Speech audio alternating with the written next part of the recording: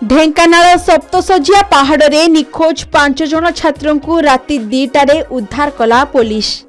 ढेंकानाल सदर थाना पुलिस एवं वन कर्मचारी मिलित भावे दीर्घ समय खोजाखोजी करबा परे सेमानंकु उद्धार करिसंती।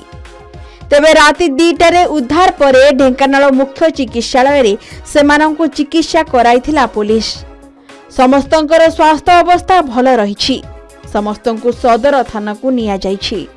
परिवार लोके आसिबा परे छात्र मानंकु हस्तांतर कराजिबो। छात्र माने अंधार और वर्षा जोगु बाटबणा हेबा परे पुलिस हेल्पलाइन को फोन करी सहायता मागिथिले। पुलिस और वन विभाग टीम पहुंची दीर्घ समय परिश्रम परे पहाड़रू उद्धार करथिले।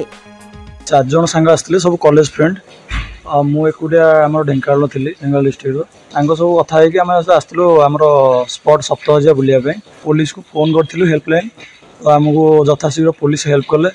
तेणुक आम आमर ढेंकानाल एसपी को धन्यवाद दबु पुलिस को धन्यवाद दबु।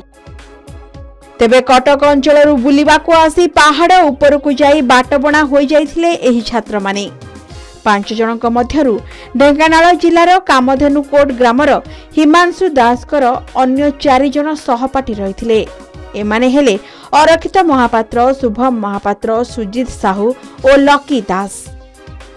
तेबे दर्शक बंधु एठारे प्रश्न उठुछि कि एते वर्षा पागरे एमाने सप्तशजिया पहाड़ ऊपर को कोन जिबाटा निहाती दरकार थिला?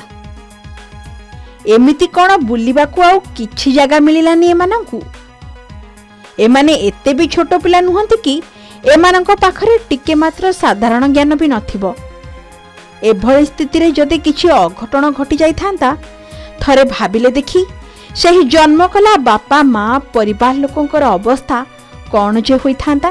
तेणु एभळे मूर्खामी जेमिति एमाने आगको न करंतु एथिप्रति परिवार और प्रशासन एमानंकु चेताई देबा निहाती आवश्यक। ढेंकानाल अथय कुमार साहू को रिपोर्ट, के न्यूज ओडिशा।